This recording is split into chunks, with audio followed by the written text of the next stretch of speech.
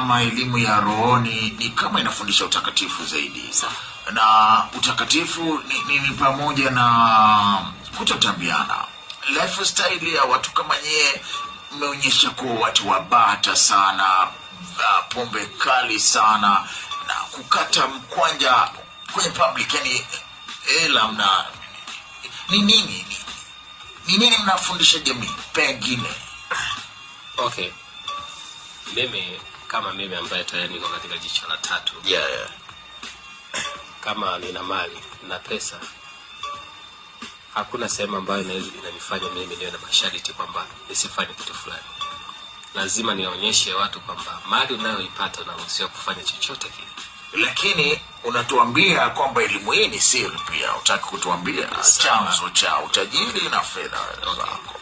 Naweka siri, naweka lock ili yule ambaye atakayekuwa na uhitaji afikirie yeye ajue kwamba kuna. Mnatumia njia hiyo kama kuwashawishi watu wenye uhitaji kujoin, kwa sababu mnaonyesha fedha na mali. Okay, tunatumia njia hiyo ili kuwaonyesha watu kwamba hao jamaa mali walizonazo si kwamba tu kwamba waruhusiwe. Kuna mwingine anaweza akaenda kwa mganga, anaambiwa usilale na mwanamke mwingine wa nje. Usilale kitandani, lala chini, kuna vitu kama hivyo. Lakini sisi tunaonyesha uhalisia maisha. Tulishajulikana kwamba hawa watu wako katika nguvu ya pesa. Lakini mwaka siri sasa.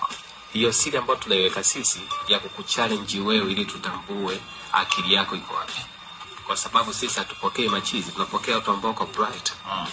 Kwa hiyo pako unatufuata sisi, tumeshajua kabisa kwamba wewe ni bright, uko vizuri.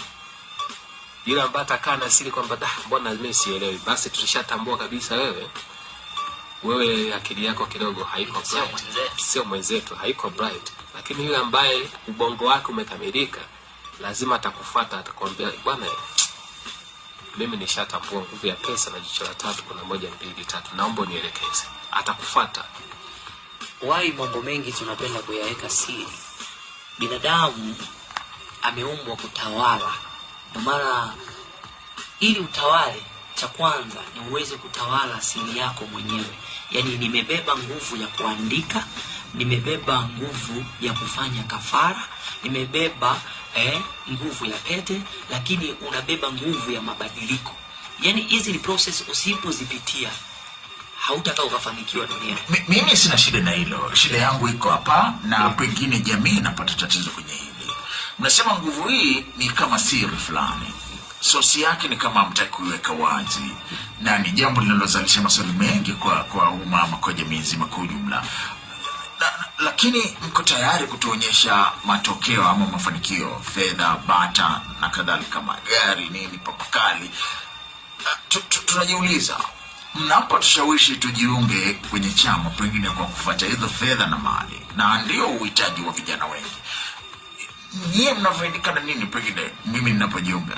Unakumbuka mwanzo kabisa nilikwambia hili ni jambo la kiroho. Na kwenye tamaduni na mila nyingi za duniani, jicho la tatu unaweza kulifungua hata wewe mwenyewe kwa sababu una roho. Lakini kiongozi wako ni nani? Yani uko upande gani, unasimama na nani ili jicho lako la tatu likifunguka uwe na ulinzi, uwe na mali? Kwa sababu if you open some doors in this world peke yako, unaweza ukajikuta kuna vitu unaviona ukashindwa kuvimiliki na ukapoteza. Instead ya ukavitawala ukapoteza. So Hinduism ama Mabuddhas wakifungua jicho la tatu wana namna yao ambayo ni siri yao. Mabuddha mpaka mamonk wale unakuta wananyoa nywele zote, wanakaa kule wanafanya prayers milimani. Monks wana sheria zao.